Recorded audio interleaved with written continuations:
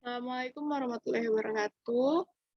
Dengan hadirnya saya di sini adalah untuk mempresentasikan mata kuliah biologi konservasi mengenai masalah-masalah yang ada di lingkungan sekitar kita, yaitu tepatnya di daerah saya sendiri, yaitu Teluk Betung Utara, Bandar Lampung.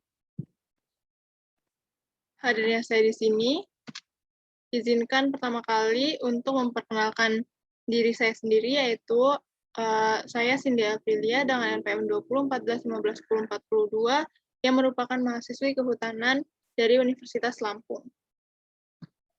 Pertama-tama, izinkan saya memperkenalkan dosen pengampu dari mata kuliah Biologi Konservasi.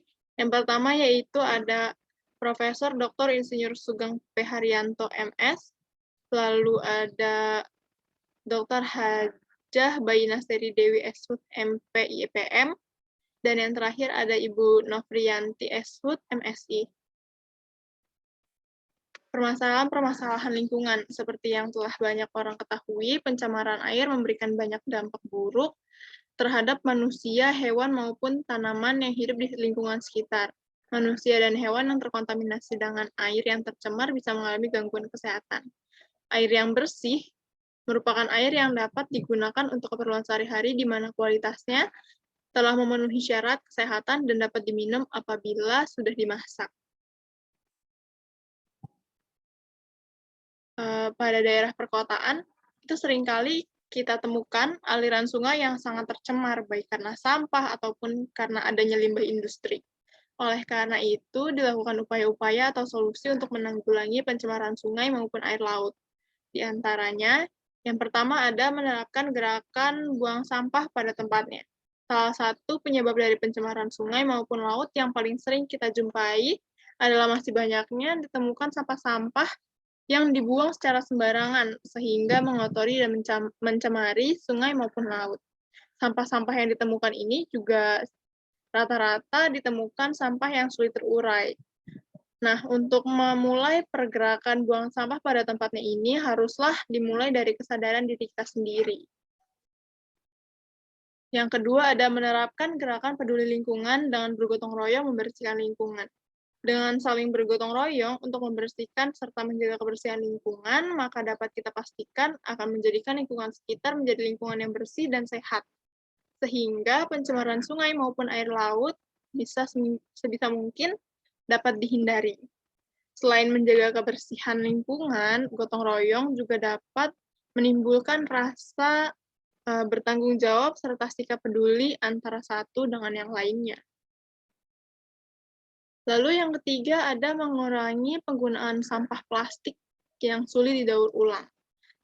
Plastik merupakan salah satu sampah yang paling sering kita temui di sungai maupun di laut. Sangat banyak sampah-sampah yang kita temukan itu terdiri dari sampah plastik, botol plastik, dan lain sebagainya. Sampah plastik merupakan sampah yang sangat sulit untuk didaur ulang, butuh waktu berpuluh-puluh hingga beratus-ratus tahun, hingga plastik sampah bisa terurai. Yang keempat yaitu menggunakan barang-barang yang ramah lingkungan ketika melakukan penangkapan ikan contohnya. Jangan menggunakan bahan peledak ataupun menggunakan sengatan listrik, karena hal ini dapat mencemari keadaan sungai yang tadinya bersih menjadi tercemar karena kandungan dari bahan peledak tersebut. Dan untuk menggunakan sengatan listrik, akan sangat banyak ekosistem-ekosistem yang mati karena sengatan listrik tersebut. Tadinya hanya untuk mendapatkan ikan, tetapi secara tidak sadar, komponen ekosistem lainnya juga akan ikut mati. Yang kelima yaitu tidak takut untuk melaporkan pihak-pihak yang melanggar aturan.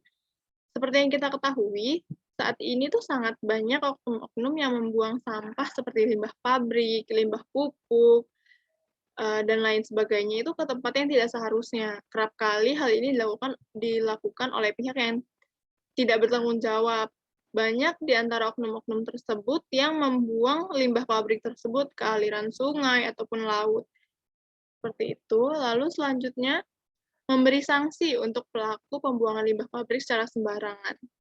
Dengan adanya sanksi seperti ini, sanksi ini haruslah cukup berat, maka sanksi berat akan membuat pelaku jera sehingga kecil kemungkinan akan adanya kasus serupa lagi.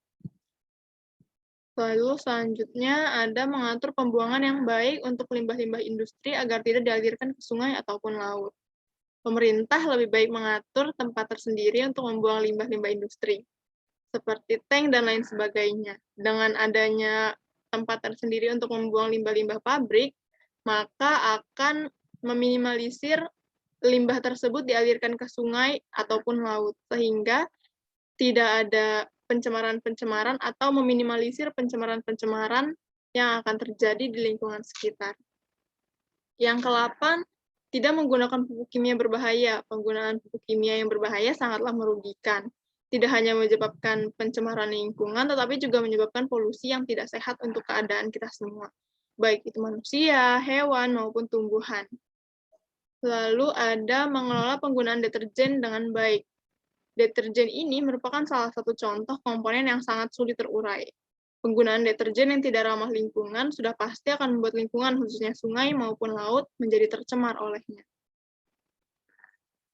Lalu yang terakhir ada menciptakan jalur hijau untuk mempertahankan area resapan air. Penyebab polusi air adalah penggundulan atau perusakan hutan. Hal ini disebabkan pembuangan kayu, ranting-ranting, dan dedaunan yang menyebabkan sumber air menjadi tercemar. Oleh sebab itu, juga hutan yang masih tersisa di bumi harus dilestarikan demi hidupnya ekosistem.